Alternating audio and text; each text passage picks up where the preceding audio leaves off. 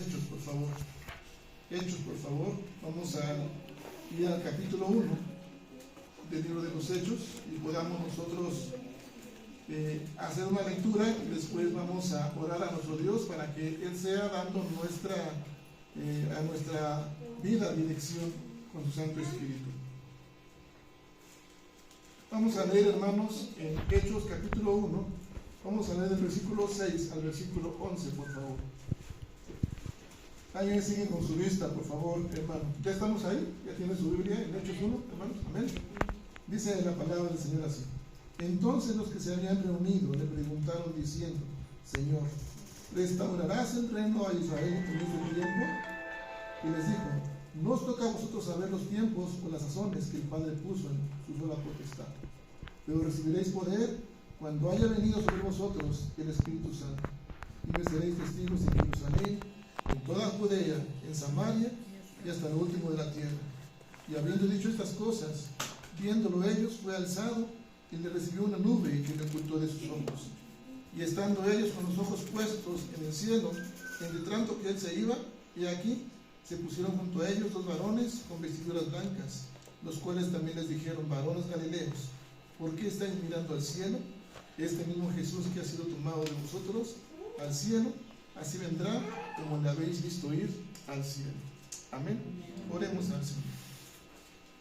Una vez más, Padre soberano, Padre eterno, que moras en los cielos y en todo lugar, estamos agradecidos contigo, Señor, por las bendiciones que tú derramas en cada uno de nosotros, y porque, amado Dios, tenemos la oportunidad hoy de acercarnos a tu palabra, Señor. Padre Santo, has hablado muchas veces, de muchas maneras, y desde hace mucho tiempo, a través de los profetas, pero hoy, Señor, nos hablas a través del Hijo, tu Hijo Jesucristo. Es por eso, Padre, que rogamos la dirección de tu Santo Espíritu, para que en cada uno de nosotros, Señor, tus hijos, un siervo tuyo, tu iluminación, tu dirección y tu guía, abra nuestros corazones, Señor. Abra los ojos de nuestros corazones, nuestro entendimiento, Señor, y que tu palabra no solamente penetre hasta lo más profundo de nuestro corazón, sino que también, Señor, prospere en cada uno de nosotros, dando fruto que permanezca, Señor, por favor. De esa manera queremos rogarte que nos animes y nos alientes a, Señor, responder a tu llamado que nos haces, como hijos tuyos, pero también como iglesia. Padre, te lo pedimos en Jesucristo, nuestro Señor y Salvador. Amén. Bien, hermanos, venimos a adorar a Dios. Amén, hermanos. Hemos venido a adorar a Dios. ¿Por qué le adoramos nosotros al Señor? ¿Por qué le adoramos?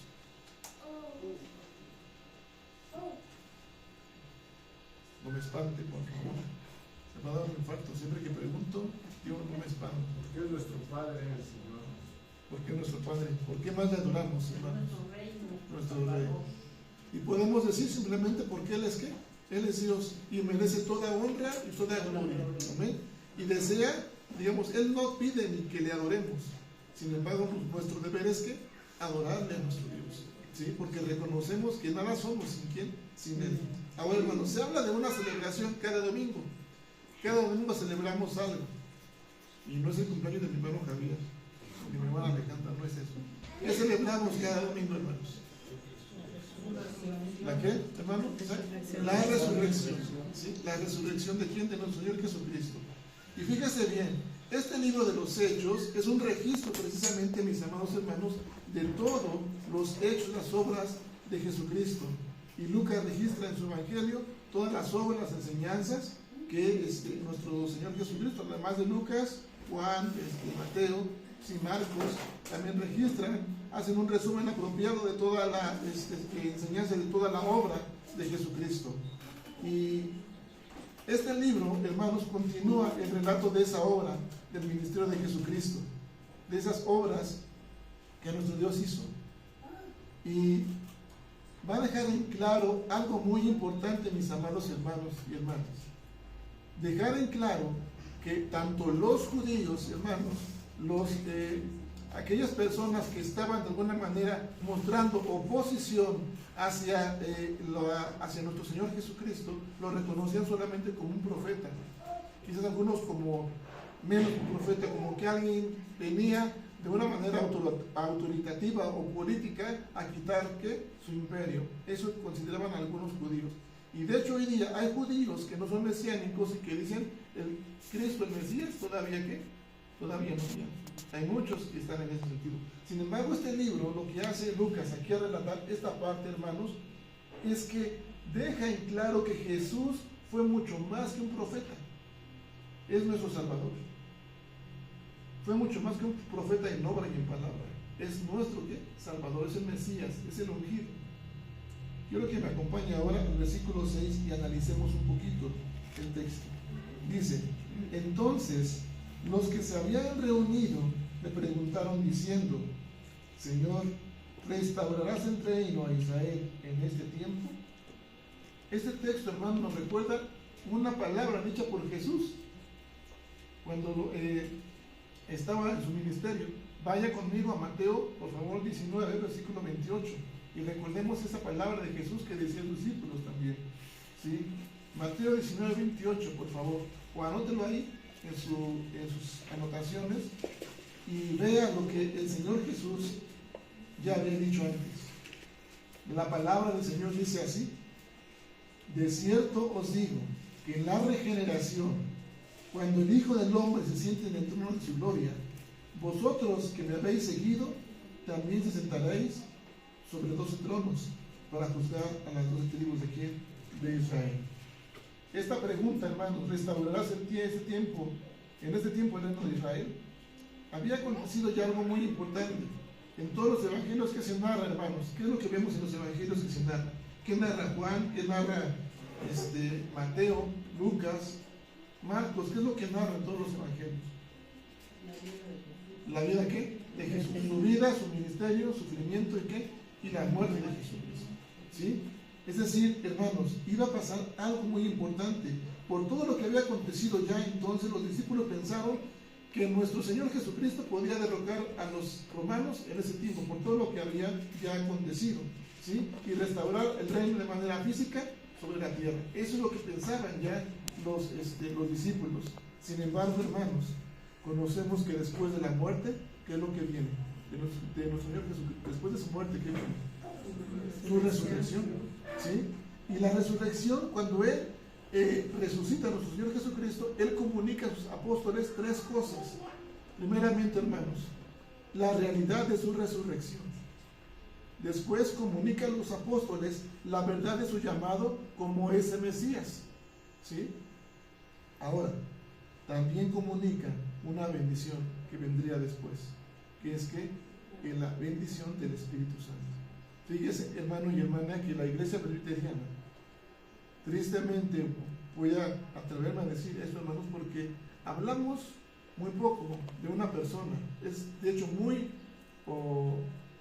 menos conocida una sola persona que debería mover a la iglesia. ¿Qué es quien debería mover a la iglesia? ¿Quién es, hermanos? La persona de quién? Del Espíritu Santo. Muchas veces no se tratan estos temas en la iglesia presbiteriana. Todos conocemos entonces, hermanos, que después de la muerte del Señor Jesús ya había resucitado y Él se había presentado vivo en muchas ocasiones. ¿Se presentó a quién? A los discípulos. Primeramente, ¿a quiénes? ¿A cuántos discípulos? 11. Primero, ¿a quién se le presentó? A ver, hermanos. Seguimos lo de Semana Santa, ahora también de resurrección. ¿A quién se le presentó? Una cosa es a quién se le presentó y una cosa es las primeras que vieron a Jesús resucitado. ¿Quién fue? Las mujeres. ¿Sí? ¿Se acuerdan? Ahora, ¿a quién se le presentó Jesús después? Iban primero en un camino, ¿se acuerdan? En el camino de Maús. Pero no se le presentó a Maús, se le presentó a quién? A los varones. ¿Sí? Y después, hermanos, ¿a quién más? A los 11. ¿Y después a quién? ¿A quién? Bueno, antes de Pablo, ¿a quién? A Tomás. Bueno, en el sentido, hermanos, de todo esto, hermanos, lo que yo quiero decir que después de la muerte y la resurrección de Jesucristo, en su resurrección había muchas maneras de que el Señor ya se había presentado con muchas pruebas indubitables que dijo. Así. ¿Qué es indubitable? ¿Sabe qué es indubitable? ¿Lo conoció? ¿Eh? ¿Lo conoció? indudable, incuestionable. Es decir, cuando Jesús se presenta en ese cuerpo ya transformado, ¿sí?, ya no hay duda de que es el mismo Jesús y que es resucitado, y no se puede cuestionar. Y así se presentó a sus discípulos. Ahora, en el contexto podemos encontrar, vayamos ahora a Hechos 1, versículos 4 y al 6. 4 y 5. En este contexto encontramos una ordenanza que indica dos cosas. Dice la Escritura: y estando juntos les mandó que no se fueran de Jerusalén, sino que esperasen la promesa del Padre, la cual les dijo: oísteis de mí. Porque Juan ciertamente bautizó con agua, mas vosotros seréis bautizados con el Espíritu Santo dentro de no muchos días. ¿Qué implicaba esta ordenanza? Dos cosas: no salir de Jerusalén, y ¿qué más? Y esperar la promesa del Padre. Eso implicaba, ¿sí? Es decir, podemos nosotros entender que sus órdenes consistían en esperar la promesa de ¿quién? Del Padre, ¿sí? Ahora, hermanos, ¿qué sucede cuando el ser humano le corresponde o le toca o nos toca esperar en una promesa? ¿Qué pasa con el ser humano cuando nos toca esperar en una promesa? Hermana Mitsuko, cuando le dice el hermano Rocha, voy para allá y tarda ¿cuántos meses? ¿Qué pasa, hermano? Hay desesperación. ¿Qué más? Nos enojamos. Bueno, también pasa eso. No hay matrimonio. Hermana Rosy por acá, hermana Rosy, matrimonio por aquí. Cuando el hermano Javier me dice, te prometo que te voy a llevar al cine, y pasan los días, los meses a lo mejor, ¿qué pasa, hermano? Alegría, ¿no? En algunos quizás, fíjense cómo es el ser humano, o la mente del ser humano, porque la esposa, que es muchas veces, o bueno, hay enojo, hay confusión, o incluso llega la esposa a ya no creer, ¿no? No, pues que solamente me prometes, ¿no? No me metí más en la política, pues ya no me corresponde. Pero hermanos, lo que yo quiero decir, hermanos, es que el ser humano tiene una mente que es muy engañada cada día. Pero fíjese bien, aquí el Señor Jesús estaba dando una ordenanza: permanecer ¿en dónde? En Jerusalén, y esperar una promesa. ¿La promesa de quién? Del Padre. Más adelante vamos a ver algo, porque Jesús partía, ¿sí? Jesús iba, o sea, resucitó, se presentó, pero tenía que partir nuevamente, ¿sí? Ahora fíjese bien, por favor, hermano. Todo esto duró un tiempo. El presentarse Jesús resucitado duró un tiempo. ¿Cuántos días cree que duró Jesús presentándose como resucitado?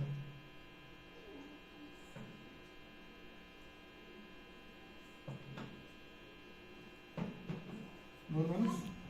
40 días. ¿Cuánto, hermano? 40 días. Y va a pasar algo más todavía. Jesús se había presentado con un cuerpo ya resucitado durante ¿cuánto tiempo? 40 días. Y les dijo: hay que esperar que nos salgan de Jerusalén, porque hay una promesa. Sin embargo, hermanos, cuando nosotros entendemos esta incredulidad, cuando entendemos esta desesperación, el problema precisamente hoy en día en el ser humano es que no están los problemas en los hechos, sino en nosotros mismos, no solamente en nuestra mente. Es decir, el problema es, o somos nosotros los seres humanos, y no es nuestra mente. El problema con mucha gente de hoy es que no quiere realmente saber las cosas. Quiere, ya mejor que, verlas hechas. No quiere esperar. El problema no está en la mente, hermano, sino en la voluntad. Por ahí hay un dicho que dice: no hay mejor ciego que el que no quiere ¿qué? No quiere ver, ¿no? Este Cristo resucitado, mis amados hermanos, se apareció a los apóstoles y les dio estas instrucciones, les dijo que algo les iba a suceder. Vaya conmigo al versículo ahora, 5 y 6, por favor. Al versículo 5: porque Juan ciertamente bautizó con agua, mas vosotros seréis ¿qué? Bautizados ¿con qué? Con el Espíritu Santo. ¿Dentro de cuántos? Muchos días. Y va a pasar otro tiempo, porque vamos a los versículos 7, 6 al 8. Dice: entonces los que se habían reunido le preguntaron diciendo: Señor, ¿restaurarás el reino a Israel en este tiempo? Y les dijo: no os toca a vosotros saber los tiempos o las sazones que el Padre puso en su sola potestad, pero recibiréis ¿qué poder? Cuando haya venido sobre vosotros el Espíritu Santo, y me seréis testigos en Jerusalén, en toda Judea, en Samaria y hasta lo último de la tierra. ¿Qué es lo que iba a suceder, hermanos, en un periodo de no muchos días? El derramamiento del Espíritu Santo. ¿Cuántos días iban a acontecer después de que Jesús se presenta de alguna manera resucitado y asciende? ¿Cuántos días iban a pasar cuando Jesús asciende a los cielos? ¿Cuántos días más iban a pasar? 10 días más. Es decir, iban a esperar 50 días los apóstoles para poder recibir ¿qué? El don de ¿qué? Del Espíritu Santo. Que eso era algo necesario para poder servir en su ministerio. Ahora, mis amados hermanos, este bautismo del Espíritu Santo es lo que coloca al creyente dentro del cuerpo de la iglesia. Más adelante veremos pues ese derramamiento del Espíritu Santo en el capítulo 2. Pero podemos notar, hermanos, aquí que los apóstoles conocían bien el Antiguo Testamento, habían esperado ya al Mesías, habían comprendido que Él era quien iba a establecer el reino en esta tierra, ya habían comprendido eso. Pero la respuesta de Jesús al preguntar a los apóstoles, ¿restaurarás el tiempo, el reino de Israel en este tiempo? La respuesta de Jesús nos indica algo muy importante, hermanos. ¿Cuán equivocada estaba su visión de estos varones o discípulos? ¿Sí? Porque hay algunos que todavía en las épocas tratan de predecir las cosas del futuro, los últimos días, quieren predecir. Y el Padre es el único que tiene conocimiento de tales cosas. Es más, ni el Hijo del Hombre ni Jesucristo, dice la Escritura, que sabe cuánto tiempo va a regresar. Ni el Hijo del Hombre tiene conocimiento de eso. Pero esta suposición, hermanos, a veces en algunos que quieren predecir, lo hacen con una manera de que la hora final ha llegado, de una manera inminente. ¿Qué es inminente? Está muy próximo, en un corto tiempo. Ahora, los contextos siguientes van a, digamos, lo que estamos viendo en el párrafo anterior y lo que vamos a ver más adelante, lo que nos van a dar a entender es algo acerca de la escatología. La escatología se refiere a los últimos días, a lo que va a pasar en los últimos días, ¿sí? Entonces, dice aquí en la palabra, hay una cosa que nosotros como pastores entendemos en la teología, una teología del ya, pero todavía no. ¿Qué indica esto? Que los últimos días ya han sido inaugurados, digamos, que Jesús llega, ¿sí? Pero no han llegado todavía a su consumación o a su término final de una manera definitiva, ¿sí? Entonces, vayamos al versículo 8, por favor. Fijémonos bien qué es lo que describe este versículo 8, este acontecimiento de los discípulos. Versículo 8, ¿qué dice? ¿Cómo empieza el versículo 8? ¿Pero qué? Recibiréis poder cuando venga ¿qué?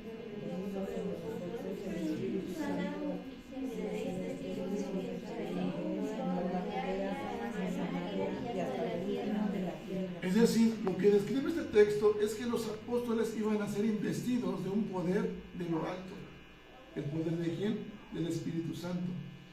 ¿Cómo evidenciamos o cómo nos damos cuenta? ¿Cómo podemos ver que en una persona está el Espíritu Santo, el Espíritu de Dios? ¿Cómo lo podemos ver? Lo podemos ver a través de una persona enferma, con cáncer terminal y sanando. Ese es un milagro, ¿sí? Que Dios hace, que los apóstoles hicieron en su época.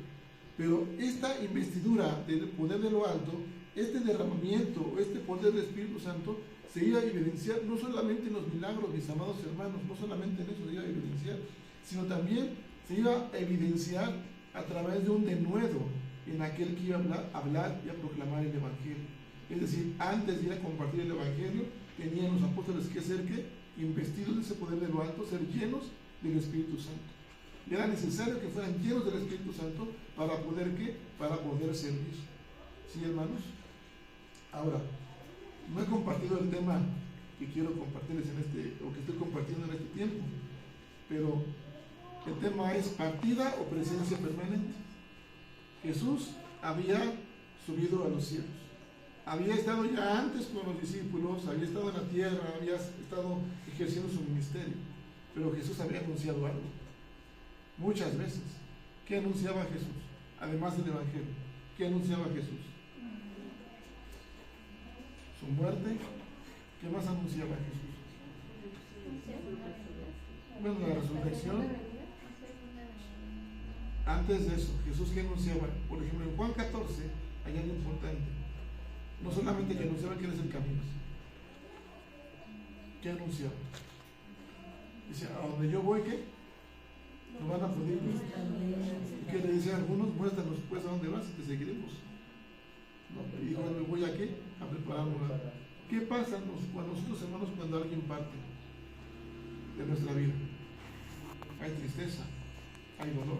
Tan solo partir, digamos, y me refiero a ir a distancias lejos, a lo mejor a otro estado, a otro, no sé, país, y hay tristeza. O cuando alguien parte para con el Señor, hay tristeza. Y eso sentían los discípulos. Mis amados hermanos, cuando sea el derramamiento del Espíritu Santo, el Señor iba a mostrar su presencia y su poder en las vidas de los apóstoles. Y lo iba a hacer de una manera audible, de una manera visible también. ¿Cómo se manifestó? ¿A través de qué? ¿Qué es lo que sucedió en Hechos 2, hermanos? Cuando fue el derramamiento del Espíritu Santo. Lo vamos a ver el siguiente domingo. Pero ¿qué es lo que sucedió después? ¿Cómo fue el derramamiento del Espíritu Santo? Como lenguas de fuego. ¿Lenguas de qué? De fuego. ¿Qué más? Eso fue lo visible. ¿Y cuál fue lo audible? ¿Cómo? En voz hablaban en lenguas. Ahora, ¿a qué nos referimos? Tenemos que compartir lo verdadero, porque muchos decimos, bueno, hablar en lenguas, y ya tengo un don de lenguas, y empiezo a hablar en un lenguaje que ni siquiera me entiendo, ¿no? Hablar en lenguas, mis amados hermanos, los apóstoles empezaron a hablar en el lenguaje de aquellos que estaban también presenciando. Venía gente de muchos países, ¿sí? De muchos lugares de alrededor, que hablaban diferentes idiomas. Y los apóstoles empezaron a proclamar el Evangelio en ese lenguaje de los demás. De tal manera que los que estaban, digamos, si venían de algún otro país, digamos, o de otra tierra, escuchaban en su idioma lo que los apóstoles estaban diciendo por el Espíritu Santo, ¿sí? Fue entonces el derramamiento, su presencia de una manera audible y visible. Ahora, hermanos, ¿cuál era el propósito de ese derramamiento? Llevar el mensaje. ¿Hasta dónde? Jerusalén. ¿Ser testigos en dónde primero? En Jerusalén. Recuerden, dijimos que primeramente había una ordenanza que Jesús les había dicho. Quédense en dónde? En Jerusalén. Sean testigos en Jerusalén, en toda Judea, en Samaria, hasta los confines de la tierra. Y estas palabras de Jesús van a predecir, ahora sí, la expansión geográfica del Evangelio, de la iglesia misma. Es decir, había judíos procedentes de todas las naciones bajo el cielo, había prosélitos gentiles que oyeron, que creyeron y que llevaban el mensaje a todas partes. ¿Por qué entonces, hermanos, hablar del Espíritu Santo hoy? Su derramamiento y la llenura del Espíritu. ¿Por qué hablar hoy de este acontecimiento, hermanos? Romanos 8:14, acompáñenme por favor, a Romanos 8:14.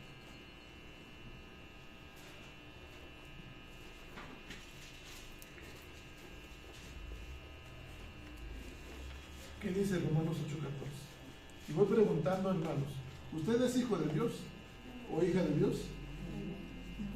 La mano de delante, creo. ¿Están por ahí, sí? Son hijos e hijas de Dios, amén. ¿Qué dice la palabra, Señor? Porque todos, ¿qué? Los que son guiados por el Espíritu Santo, esos son, ¿qué? Hijos de Dios. O la pregunta, hermanos, si usted dijo soy hijo de Dios o hija de Dios, ¿usted es guiado por el Espíritu de Dios? Amén. Aquel que dijo sí o amén, entonces ¿por qué levanta la voz? ¿Por qué grita? ¿Por qué rezonga? ¿Por qué desobedece? ¿Por qué tiene un carácter como yo, colérico? ¿No? ¿Por qué entonces? Porque a veces ¿qué? Somos seres imperfectos, somos seres falibles que fallamos delante del Señor.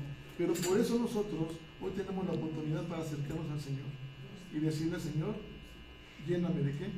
de tu espíritu. ¿Sí? Y no solamente sucede como individualmente como hijos de Dios. Fíjese bien, la iglesia moderna ha ignorado, hermanos, muchas cosas importantes y lo que decíamos hace un rato, ¿no? Esta persona del Espíritu Santo se ha convertido en la persona menos conocida en la iglesia presbiteriana, cuando debería ser la persona más conocida y más evidente en la iglesia presbiteriana. Pero hermanos, a veces el deleite en cada uno de nosotros como hijos, como miembros de iglesia o como misma iglesia, le damos importancia a muchas cosas, nos deleitamos en otras cosas. La misma iglesia celebra Navidad, Año Nuevo, el día de qué, de la mamá, el día del niño, el día del papá, el viernes de crucifixión. Y no por esto, hermanos, porque este viernes de crucifixión sea menos importante, ¿no? Pero hay cosas que la iglesia tiene que enfocarse, que son de una manera muy superlativa de importancia. Y es precisamente este gran acontecimiento que es la ascensión de Cristo. Y después, ¿el día de qué? De Pentecostés. 40 días, Jesucristo presentándose como ese Cristo resucitado. ¿Sí? 10 días, esperando ¿qué? El derramamiento de qué? Del Espíritu Santo, llegando el día de Pentecostés. Mis amados hermanos, Jesús dijo que su partida era mejor para nosotros que su presencia permanente. Por eso el tema es partida o presencia permanente. ¿Qué prefiere usted? ¿Que Jesús haya partido o que haya permanecido en la tierra? ¿Qué hubiera preferido usted? Buena pregunta, esa ¿qué hubiera preferido?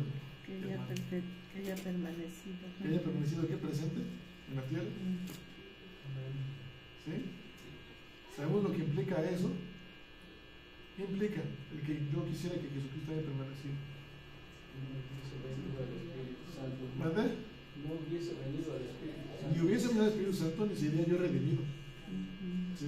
Entonces, hermanos, tenemos que entender a veces lo que Jesús dijo, que su partida era mejor para nosotros que su presencia permanente. Claro, cuando anunció por primera vez a los apóstoles que se iba a ir, ¿qué pasó con los apóstoles? Se entristecieron, ¿sí? Tuvieron tristeza, pero después se dieron cuenta que fue lo mejor, se dieron cuenta de la importancia de este gran acontecimiento. Vayamos pues a los siguientes textos. Versículo 9, ¿qué es lo que dice, hermanos? Y habiendo dicho estas cosas, ¿cuáles? El que iba a recibir el Espíritu Santo y que tenían testigos en toda Judea y hasta los confines de la tierra. Habiendo dicho estas cosas, viéndolo ellos, fue alzado y le recibió una nube que le ocultó ¿de qué? De sus ojos. ¿Cómo entiende este texto, hermano y hermana?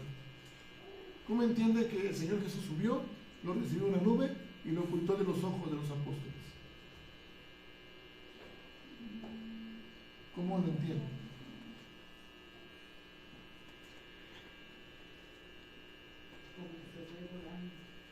Volando, porque se va volando.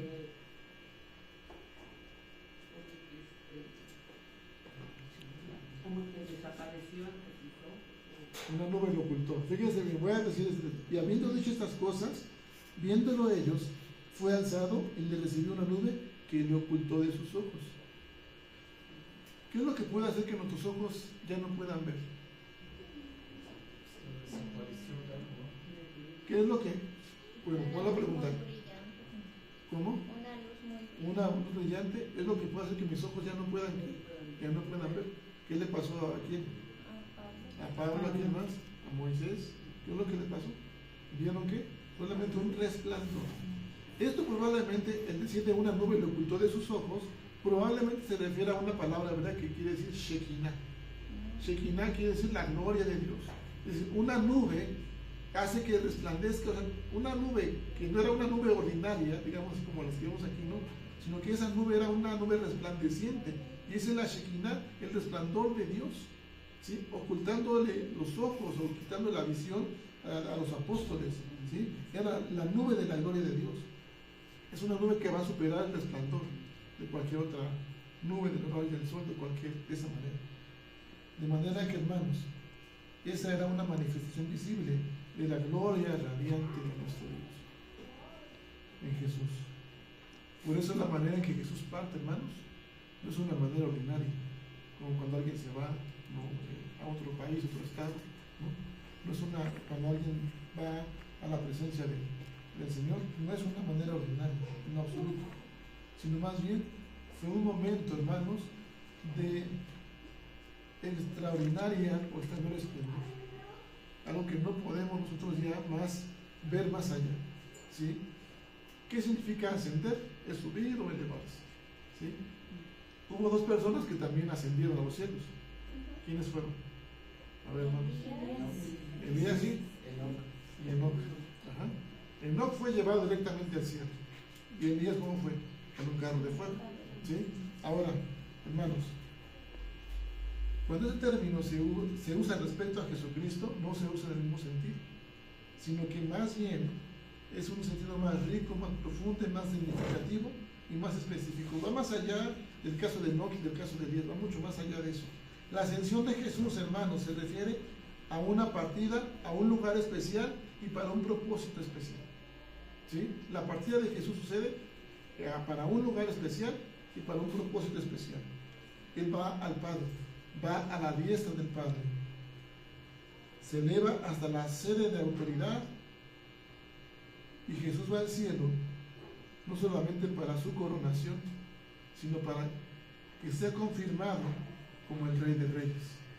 Amén, hermanos. Ahora, también ascendió para entrar al lugar santísimo de manera celestial, continuar su obra como ese sumo sacerdote desde los cielos ahora, y desde esa posición, amados hermanos, derramó ¿qué? Su Espíritu, el Espíritu Santo, y lo derramó no solamente a sus discípulos. ¿Qué pasa después del derramamiento del Espíritu Santo? En Hechos 2. ¿Qué pasa después de eso? Se comparte el Evangelio, algunos escuchan, algunos creen, algunos fueron bautizados. ¿Y qué pasa después? Nace ¿qué? La iglesia. Derramó su Espíritu sobre la iglesia. Como presbiterianos y reformados, hermanos, el reformador Juan Calvino escribió en su libro La institución de la religión cristiana, y si los quiero compartir, dice así, y ponga atención en lo que escribió él, por favor. Dice: así pues, al subir al cielo, nos privó de su presencia corporal, no para estar ausente de los fieles, dice Calvino, que andaban peregrinando por el mundo, sino para gobernar y regir el cielo y la tierra con una virtud mucho más presente que antes. Ahora, hermanos, termino con esto. Los apóstoles, el versículo 10 y 11, dice así: y estando ellos con los ojos puestos en donde, en el cielo, entre tanto que él se iba, he aquí se pusieron junto a ellos dos varones con vestiduras ¿qué? Blancas. Y versículo 11, los cuales también les dijeron: varones galileos, ¿por qué estás mirando al cielo? Este mismo Jesús que ha sido tomado de vosotros al cielo, así vendrá como le habéis ¿qué? Visto ir al cielo. Aún con este resplandor, cuando Jesús, o los ojos de los apóstoles ya no ven más a Jesús, ellos ya no voltean hacia abajo, siguen mirando ¿dónde? Al cielo. ¿Qué mira usted, hermano y hermana, al esperar una promesa? ¿Qué mira? ¿Al hombre? Solamente una promesa. ¿Qué es lo que mira? ¿Qué mira usted, amado hermano y hermana, en tiempos de dificultad, en tiempos de enfermedad? ¿Qué es lo que está mirando? Quizás no ve a Jesús, quizás no ve la respuesta, pero a veces nuestra mirada está en dónde, en la adversidad, en el problema, en la enfermedad. Nosotros sí somos como Pedro, nos distraemos, volteamos a ver qué es la tempestad y nos comenzamos aquí a hundir. Acompáñenme por último y termino con esto. Hechos 7, 55 y 56. Se nos puede dirigir mi hermano Isaac en esta lectura, por favor, hermano Isaac.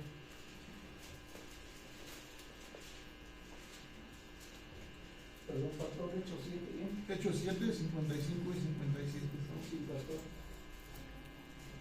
Pero Esteban, lleno del Espíritu Santo, puesto los ojos en el cielo, vio la gloria de Dios y a Jesús que estaba a la diestra de Dios, y dijo: he aquí veo los cielos abiertos y al Hijo del Hombre que está a la diestra de Dios.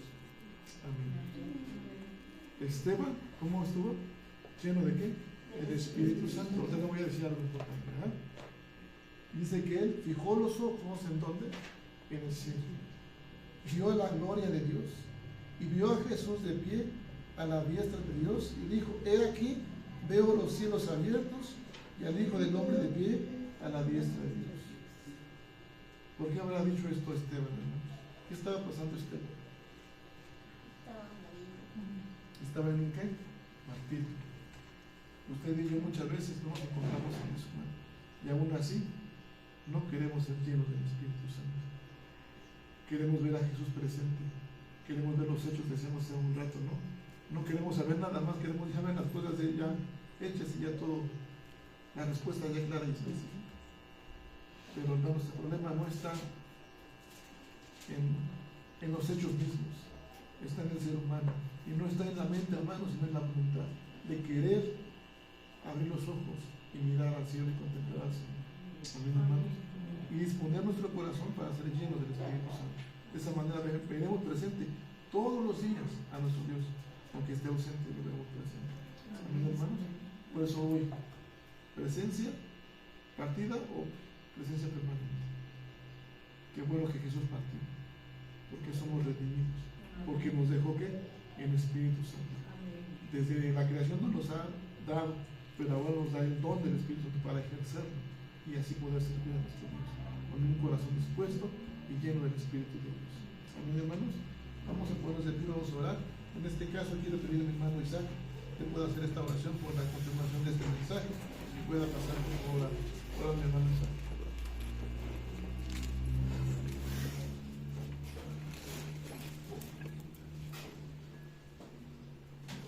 Hermanos, buenas tardes. Quiero agradecer a mi pastor por este tiempo, pero también deseo que vayamos al Evangelio de Juan.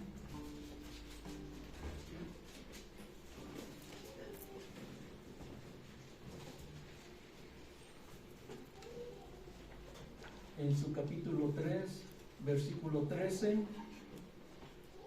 dice la palabra de Dios: nadie subió al cielo sino el que descendió del cielo, el Hijo del Hombre que está en el cielo.